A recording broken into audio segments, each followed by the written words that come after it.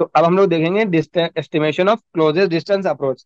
तो इसका मतलब ये होता है कि जैसे तुम्हारा तुम्हारा जो अल्फा पार्टिकल जो हम बम्बार्ड कर रहे थे, ठीक है, यहाँ पे क्या, ये न्यूक्लियस है, ये किसी एटम या मतलब कोई एटम है, ठीक है। तो ये आएगा, ये जाएगा जाएगा जाएगा जाएगा जाएगा, और ये क्योंकि यहाँ पे तब अभी तो तुम्हारा ये भी पॉजिटिव चार्ज है, और न्यूक्लियस में क्या होता है, पॉजिटिव चार्ज होता है। तो ये जाएगा, एक लिमिट तक जा पाएगा, उसके बाद क्या होगा, इस पर रिपल्शन होना शुरू होगा, क्योंकि पॉजिटिव पॉजिटिव रिपल्शन। तो एक थोड़ा जाके फिर क्या करेगा, ये वापस आ जाएगा।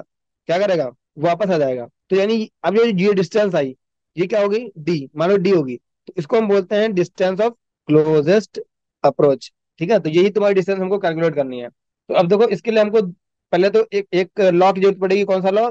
Law of conservation of energy. ठीक है, क्योंकि किसी भी कोई भी तुम्हारा बॉडी होती है ना, उसकी टोटल एनर्जी कभी भी चेंज नहीं होती है। वो टोटल एनर्जी क्या रहती है, कंजर्व रहती है। ठीक है, यानी जितनी इनिशियली होगी टोटल फाइनली उतनी ही होगी। मान लो यहाँ पे इसकी पोटेंशियल एनर्जी Pe1 है, और काइनेटिक एनर्जी Ke1 है। यहाँ पे पोटेंशियल एनर्जी यहाँ पे आ गया, तो पोटेंशियल एनर्जी Pe2 है, काइनेटिक एनर्जी Ke2 है।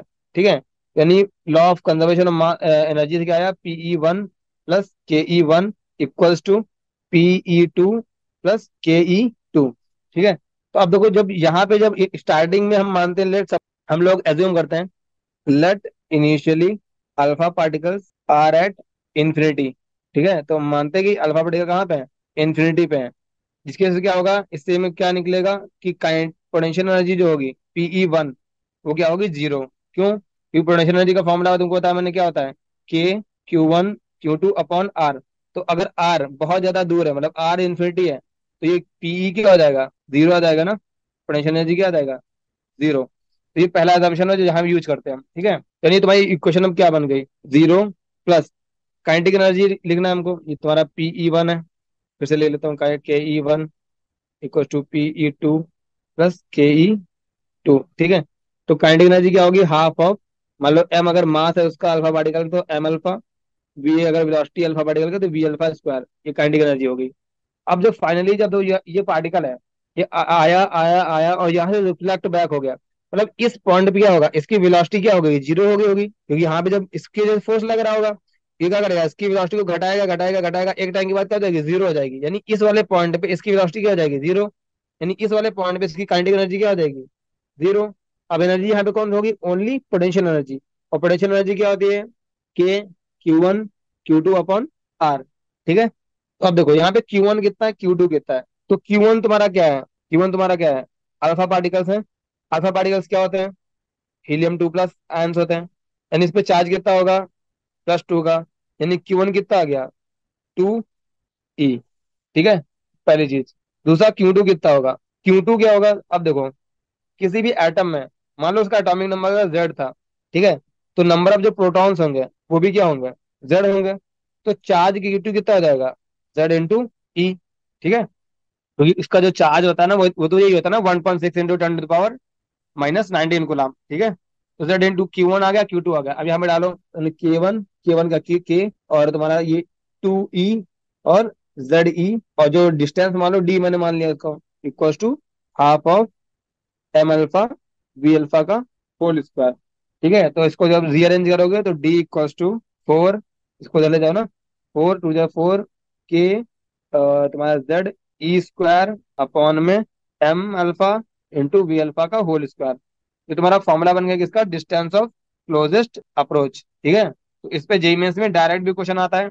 और या फिर वो ऐसा कर लेते हैं ना, जैसे तुमको मैंने कल बताया था, कि मान लो बोल देंगे कि मान लो डिस्टेंस ऑफ क्लोजेस्ट अप्रोच है D, उसका फॉर्मूला है x/2 के Z E² अपॉन में m alpha into V alpha को होल स्क्वायर। तो बताओ वो x की वैल्यू क्या होगी। तो अब तुमने यहाँ पे तुम अब क्या करोगे, पहले डराइव करोगे, तुमको याद तो होगा नहीं। तो अगर तुमने डायरेक्शन असेस कर रखी हो तो तुम डायरेक्ट ये लाइन लिखोगे, हाफ ऑफ mv² इनिशियल वाला एनर्जी होगी, काइनेटिक एनर्जी होगी, तो half of mv² equal to K Q1 Q2/R। ठीक है, तुम फट से फॉर्मूला निकालोगे, फिर तुम देखोगे यहाँ पे जो कांस्टेंट आ रहा था वो 4 आ रहा था। इसका मतलब x/2 कितना होगा, वो 4 होगा। यानी x कितना होगा, 8 होगा। यानी x के लिए जब 8 डालोगे तभी तो से 2 2 2 4 8, तभी तो फॉर्मूला बनेगा। तो यानी आंसर क्या हो जाएगा, 8। ठीक है, तो इस तरह से भी आ सकता है, या फिर डायरेक्ट x भी दे सकता है, कोई जरूरी नहीं x/2 ही दे, बट वो ऐसे भी पूछ सकते हैं। ठीक है, तो इस तरह से क्वेश्चन आता है, डिस्टेंस ऑफ क्लोजेस्ट अप्रोच। ठीक है, ये इसका डेरिवेशन हो गया। टू फाइंड वेलोसिटी, हम फाइंड करेंगे वेलोसिटी किसकी, ऑफ जो भी तुम्हारा Q1 था, या यहाँ पे क्या था, अल्फा पार्टिकल था। ठीक है, तो इसकी हम वेलोसिटी देखेंगे। जैसे मान लो, मतलब ये कि मान लो तुम्हारा ये अल्फा पार्टिकल था, ये एटम था, ये आया, मान लो ये क्लोजेस्ट अप्रोच से वहां तक नहीं गया, मान लो पहले ही कहीं पे, मतलब इस जगह पे मुझे इसकी वेलोसिटी पता करनी है। मान लो इसकी वेलोसिटी यहाँ पे V1 थी, ठीक है, मान लो ये कहीं पे जाके जीरो होगी कम होते होते, पर किसी भी रैंडम डिस्टेंस पे हमको मान लो पता करनी है कि इसकी वेलोसिटी क्या होगी। तो हम वो कैसे फाइंड करेंगे, ठीक है, हमको ये वेलोसिटी पता करनी है, फाइंड द वेलोसिटी। ये वेलोसिटी हमको कब फाइंड करनी है, हमने डिस्टेंस ऑफ क्लोजेस्ट अप्रोच क्या निकाली थी, D निकाली थी। तो मान लो ये जो, मान लो ये डिस्टेंस क्या होगी, x होगी, बड़ी x जो होगी ग्रेटर देन D होगी, मतलब अभी तक डिस्टेंस ऑफ क्लोजेस्ट अप्रोच नहीं आई है, उसके पहले ही हमको किसी इंस्टेंट पे पता करना है कि आखिर उसकी वेलोसिटी क्या होगी, तो वो कैसे निकालेंगे, ठीक है। तो देखो सिमिलरली वही चीज है, law of conservation of energy. ठीक है, क्या लगाएंगे, law of conservation of energy, यानी Pe1 plus Ke1 equal to Pe2 plus Ke2। ठीक है, तो Pe1 तो जीरो होगा क्योंकि इनिशियली हम मानते हैं कि वो इन्फिनिटी पे है। ठीक है, तो अब ठीक है, तो अब काइनेटिक एनर्जी की बात करें तो इनिशियली काइनेटिक एनर्जी क्या होगी, मान लो स्टार्ट जब हुआ तो उसकी मान लो V अल्फा वेलोसिटी थी। ठीक है, V इनिशियल मान लेते हैं हम, तो M alpha into V alpha का होल स्क्वायर, अल्फा 1 मान लेते हैं, ठीक है, स्टार्टिंग में।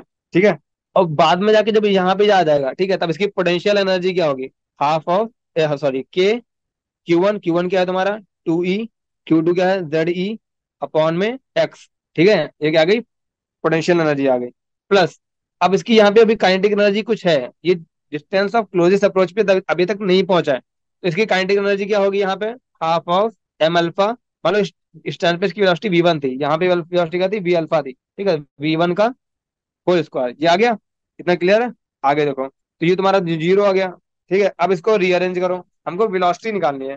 ठीक है, तो जब भी तुम्हारा इतने इतने छोड़ सकते हैं हम, ठीक है, तो ये तुम जब भी तुमको क्वेश्चन में दिया दिया होगा ना, तो सारा डाटा गिवन होगा कि तुमको V अल्फा भी इनिशियली भी पता होगी। ठीक है, मतलब सब कुछ पता होगा, ये भी बता देगा कि हाँ कितने डिस्टेंस तक वो आ रहा है।